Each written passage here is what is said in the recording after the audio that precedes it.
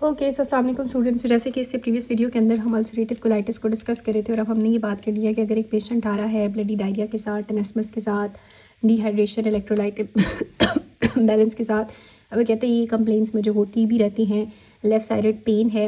Mostly जो ulcerative colitis होता है वो आपने याद रखना है कि लेफ़्ट साइड पे होता है और जो आपका क्रोहन्स डिजीज़ होता है वो मोस्टली राइट साइड को इफेक्ट कर रहा होता है। ठीक है। सो इस केस में फिर आपने इस पेशेंट की क्या ब्लड इन्वेस्टिगेशन लाइन वाइज करनी है। सबसे पहले हम लोग जो है वो ब्लड कंप्लीट एग्जामिनेशन या एक सीपी कर लेते हैं और सीपी पे यूजुअली क्योंकि इसमें ब्लडी डायरिया है तो अनीमिया हमें मोस्टली मिल जाता है। नंबर 2 आपने याद रखना है कि हम पेशेंट के सीरम एल्ब्यूमिन लेवल करते हैं। एल्ब्यूमिन लेवल भी कम होते हैं, बॉडी में हाइपोप्रोटीनीमिया हुआ होता है।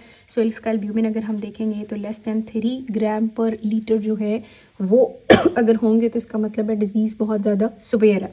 थर्ड चीज़ जो है फिर वो रेडियोलॉजिकल एग्जामिनेशन आती है जिसमें प्लेन रेडियोग्राफिक एक्सरे जो है वो हम कर लेते हैं और ये भी हमें डिज़ीज़ की सिवियरिटी के बारे में बता सकता है और स्पेशली हमें जो एक कॉम्प्लिकेशन है मेगाकोलोन उसके बारे में एक्सरे से ही पता चलता है। अगर उसकी डायलेशन जो है वो 6 सेंटीमीटर से ज़्यादा होगी तो उसको टॉक्सिक मेगाकोलोन कहते हैं। ठीक है। उस टाइम उसके अलावा वो कह रहा है कि कुछ आपको जो है म्यूकोजल आइसलैंड, जैसे हमने पीछे भी बात की है कि सूडो पॉलिप्स बने हुए होते हैं, सो वो म्यूकोजल आइसलैंड्स जो हैं वो भी हमें यहाँ पे मिल रहे होते हैं। और गैस अंडर डायाफ्राम अगर होगी तो इसका मतलब है कि परफोरेशन हुई हुई अल्सरेटिव कोलाइटिस परफोरेट कर भी सकता है। सो अगर तो परफोरेशन हुई तो इरेक्ट चेस्ट एक्सरे पे गैस अंडर डायाफ्राम मिलती है और इस कंडीशन में पेशेंट ऑलरेडी आपके पास पेरिटोनाइटिस के साथ प्रेजेंट किया हुआ होगा। नेक्स्ट चीज़ जो इंपॉर्टेंट इन्वेस्टिगेशन है जीआईटी के लिए हम करते हैं वो बेरियम इनेमा स्टडीज़ है। बेरियम इनेमा में हमें क्या मिलता है, इंपॉर्टेंट चीज़ आपने याद रखनी है, लॉस ऑफ हॉस्ट्रेशन, यानी जो आपके इंटेस्टाइन की हॉस्ट्रेशंस हैं वो लॉस हुई हुई होती हैं और ल्यूमन की नर्विंग की वजह से लेड पाइप की तरह उसका जो है वो ल्यूमन जो है वो मिल रहा होता है। हॉस्ट्रेशन है नहीं है, वो लेड पाइप अपीयरेंस या लेड पाइप कोलोन है। ठीक है, क्योंकि बहुत नैरो कॉन्ट्रैक्टेड सा हुआ होता है। उसके बाद हमने पढ़ा था कि हमें क्या मिलता है यहाँ पे सूडो पॉलीपोसिस। तो ये सारे फीचर्स बड़े इंपॉर्टेंट हैं क्योंकि कोलोन क्रोहन से ये सारे डिफ्रेंशिएट होते हैं आगे चल के। ठीक है।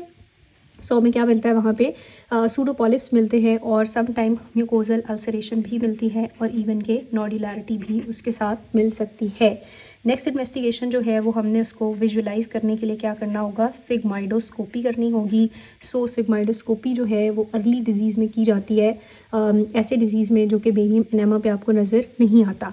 सो सिग्माइडोस्कोपी पे आपको जो म्यूकोजा अर्ली स्टेजेस में हाइपरीमिया है, हाइपरीमिया मिल सकता है और ये टच करने पे क्या कर सकता है, ब्लीड कर सकता है। Some time pus like exudate जो है वो भी हमें मिलता है।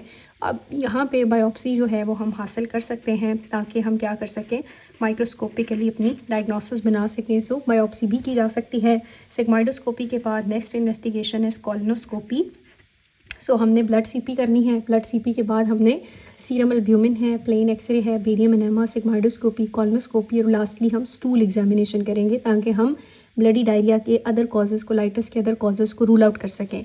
अब वो कह रहा है कि ये जो कोलोनोस्कोपी है इसको नंबर 1 इसलिए यूज़ किया जाता है ताकि हम डिज़ीज़ का एक्सटेंट देख सकें।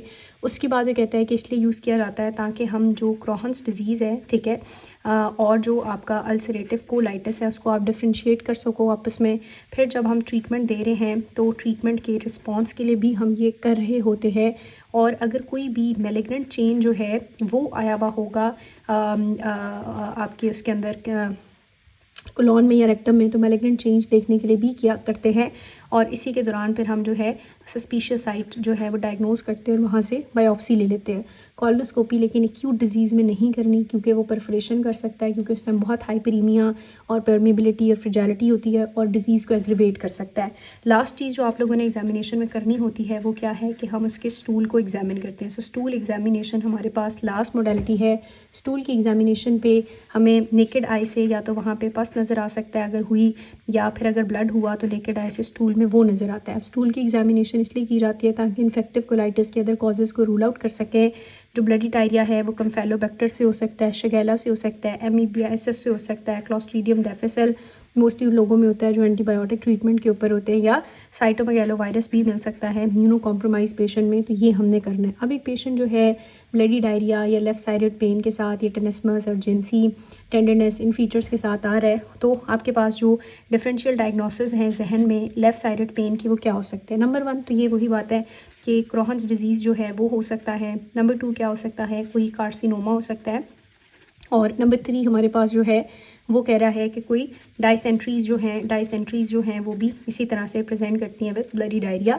सो इसके डिफरेंशियल डायग्नोसिस में क्रोहन्स डिजीज़ हो सकता है, और उसके बाद कार्सिनोमा और डिसेंट्री। और जो रिस्क की हम बात करें तो ओवरऑल रिस्क जो है वो 3.5% है, लेकिन ज़ाहिर है ये रिस्क जो है एज और ड्यूरेशन के साथ बढ़ता जाता है।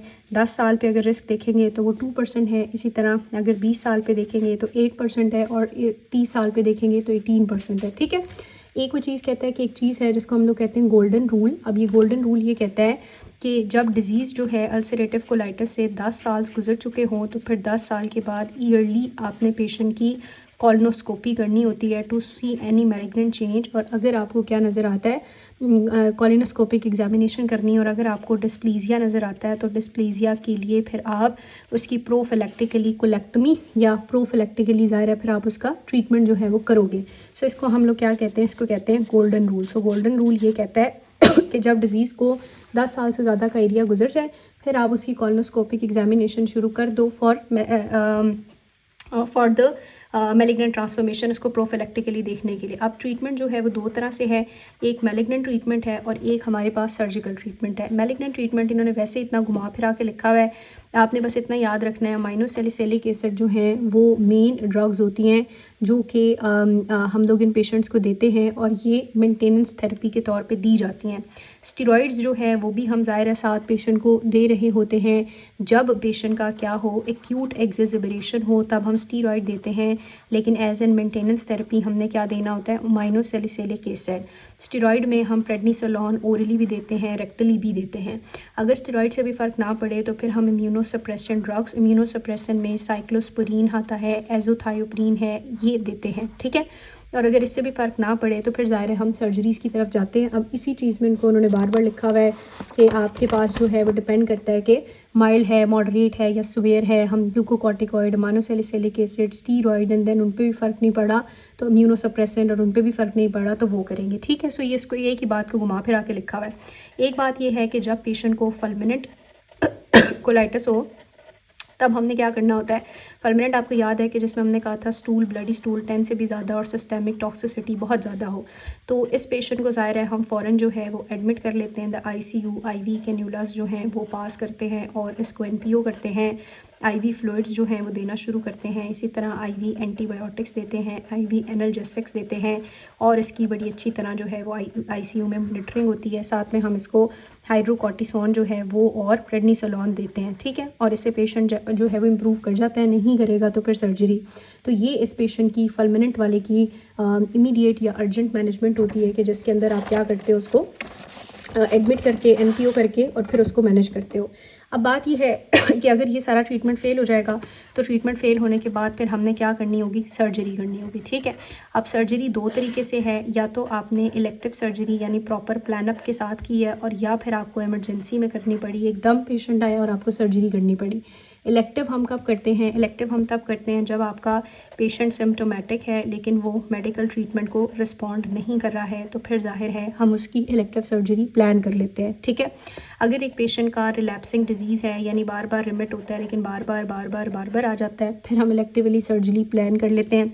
जब मेडिकल ट्रीटमेंट या डिज़ीज़ इटसेल्फ की वजह से क्या आना शुरू हो जाए, कॉम्प्लिकेशन है, मैलिग्नेंसी है, तब हम करते हैं। वही बात है कि अगर उसको सीवियर डिस्प्लेजिया है तो भी हम उसकी इलेक्टिव सर्जरी जो है वो प्लान करते हैं, या अर्ली स्टेजेस एडिनोकार्सिनोमा की हैं तो भी सर्जरी करते हैं। ठीक है, और सम टाइम ऐसी डिबिलिटेटिंग एक्स्ट्रा इंटेस्टाइनल मैनिफेस्टेशन, आयराइटिस, सार्कोइलाइटिस, जिससे पेशेंट तंग है, तब भी हम इलेक्टिव सर्जरी प्लान करते हैं।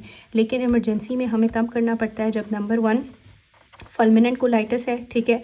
नंबर 2 परफोरेशन हो गई है। नंबर 3 वही बात है कि परफोरेशन के बाद पेरिटोनाइटिस हो गया है या सुवेयर हेमरेज है जो कि कंट्रोल नहीं हो रहा है और टॉक्सिक मेगाकोलॉन जो है वो डेवलप हो गया है या कोई एक्यूट सवेयर कॉम्प्लिकेशन है, तो फिर इमरजेंसी में हमें सर्जरी करनी पड़ती है। अब सर्जिकल ऑप्शन जो एक इरफान मसूद बुक है इसमें ज़्यादा अच्छा बताया हुआ है। सर्जिकल ऑप्शंस जो हैं वो हमारे पास 2-3 होती हैं। एक जो है वो हमारे पास ये होती है जिसको हम कहते हैं प्रोक्टोकोलेक्टमी, ठीक है। अब ये जो हमारे पास है प्रोक्टोकोलेक्टमी, इसमें हम ये करते हैं कि पेशेंट का जो रेक्टम है, ठीक है, और जो कोलॉन है उसको निकाल देते हैं। अब जब रेक्टम और कोलॉन को निकालेंगे तो ऊपर आइलियम बच जाता है। आइलियम की एनास्टोमोसिस करते हैं विद एनल सफिंटर, ठीक है।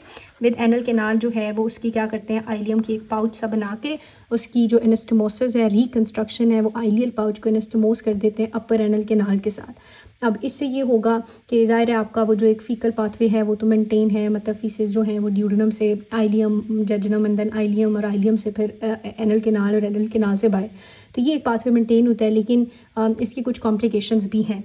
अब उसके बाद दूसरी ऑप्शन ये हो सकती है कि आप क्या करोगे कि आप नीचे से जो आपका रेक्टम है और कोलॉन है और एनल केनाल है वो सारा निकाल के उसको बंद कर दिया और ऊपर से जो आइलियम है ना उस आइलियम को एब्डोमेन से बाहर ले आए इन द फॉर्म ऑफ आइलियोस्टमी। एलियोस्टमी में इस चैप्टर के एंड में आपको बहुत अच्छा पढ़ाऊंगी। सो आपके पास एक ऑप्शन ये भी होती है कि आप इसको बाहर ले आएँ और ये पाथवे आप सारा ख़त्म ही कर दें, ठीक है। सो आप इलियोस्टमी भी करते हो। और एक चीज़ जो है वो ये भी होती है कि उसमें हम लोग जो है वो सिर्फ कोलेक्टमी करते हैं और जो रेक्टम है और ऊपर से आइलियम को रेक्टम और एनल केनाल के साथ जो है एनास्टोमोसिस करते हैं।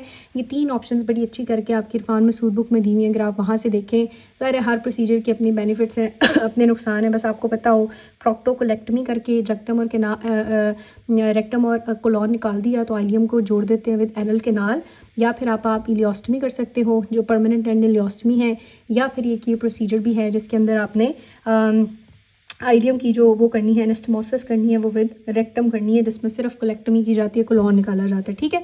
तो ये डिफरेंट जो है वो ऑप्शन है। अब यहाँ पे हमारे पास अल्सरेटिव कोलाइटिस हो गया है। आई होप ये समझ आ गया होगा। अब जब हम क्रॉन्स पढ़ेंगे तो उसको इसके साथ कंपेयर करेंगे तो और अच्छा समझ आ जाएगा। इसके सारे जो फीचर्स हैं, इसकी सारी जो पॉइंट्स थे, उसके बाद इसकी जो इन्वेस्टिगेशंस हैं जिसमें आपके पास जो है वो ब्लड सीपी है, सीरम एल्ब्यूमिन है, बेरियम है, सिग्माइडोस्कोपी, कॉलोनोस्कोपी और स्टूल एग्जामिनेशन, मेडिकल ट्रीटमेंट है। फल्मिनेंट में आपको इसको एडमिट करना पड़ता है और अगर रिस्पॉन्ड नहीं कर रहा तो सर्जरी और इसमें प्रोक्टोकोलेक्टमी।